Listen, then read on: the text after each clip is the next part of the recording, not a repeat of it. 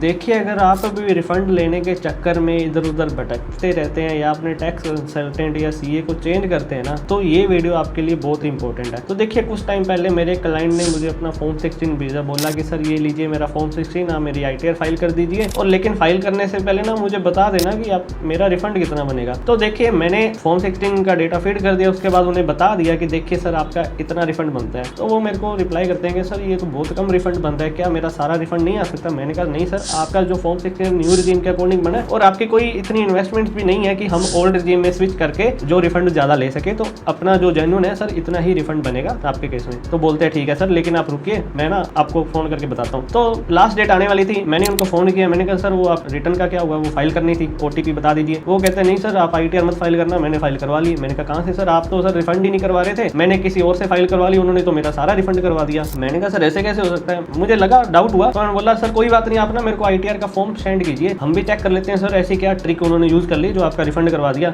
तो देखिए, जो मुझे डाउट था वही हुआ, मैंने फॉर्म ओपन किया उनका, फिर उनसे बात करी। तो फॉर्म ओपन करने के बाद मैंने उनको बोला, मैंने कहा सर आपने क्या कोई होम लोन लिया हुआ है? कहते नहीं सर। मैंने कहा सर आपने तो होम लोन ले रखा है, आपने जहाँ से ITR फाइल करवाई है उन्होंने तो डिटेल डाली हुई है, अभी होम लोन लिया हुआ है, होम लोन का आपने इंटरेस्ट पे किया है। उसके बाद मैंने कहा सर आपकी कोई लाइफ इंश्योरेंस की पॉलिसीज भी चल रही है? कि नहीं सर नहीं चल रही। मैंने कहा सर चल रही है, इनकम टैक्स डिपार्टमेंट को तो आपने यही बताया है। बाद में मैंने कहा सर आप तो पॉलिटिकल पार्टी को भी डोनेशन करते हो सर, आपने तो बहुत बड़ी डोनेशन कर रखी है 2.5 लाख की। कहते नहीं सर आप क्या बात कर रहे हो सर, मेरे पास थोड़ी इतना फालतू पैसा थोड़ी पड़ा है जो मैं 2.5 लाख डोनेट कर दूंगा, इतनी तो मेरी सैलरी भी नहीं है। मैंने कहा सर आपने तो किया हुआ है डोनेशन, ये देखिए तभी तो आपको रिफंड मिला इतना। वो तो घबरा गए, क्या सर अब क्या होगा? मैं कहा सर कुछ नहीं होगा सर, जब इनकम टैक्स डिपार्टमेंट आपसे पूछेगा आप ये डिटेल दे देना। वो कहते हैं मेरे पास तो डिटेल है ही नहीं इस चीज की, मैंने कुछ किया ही नहीं। मैंने कहा कोई बात नहीं सर, इनकम टैक्स डिपार्टमेंट भी ज्यादा कुछ नहीं करेगा, जितना आपने टैक्स बचाया है उसका डबल टैक्स पे करवा लेगा, उसके ऊपर आपको इंटरेस्ट लगा देगा, कोई पेनल्टी लगानी होगी पेनल्टी लगा देगा, ज्यादा से ज्यादा कोई 6 महीने साल की आपको जेल भी हो सकती है सर, इससे ज्यादा तो कुछ नहीं होगा। वो तो घबरा गए, क्या बोले सर अब क्या करूं? मैं कहा देखिए सर, अब कई बार होता क्या, हम ना रिफंड लेने के चक्कर में इधर उधर भटकते हैं, कोई आपको लालच भी दे देते हैं, भी ज्यादा फीस लेके क्या सर हाँ इतनी फीस लगेगी हम आपका रिफंड करवा देंगे। तो देखिए ऐसा आप मत कीजिएगा। तो देखिए, आपका एम्प्लॉयर जो है आपसे असेसमेंट लेता है साल में 2 बार,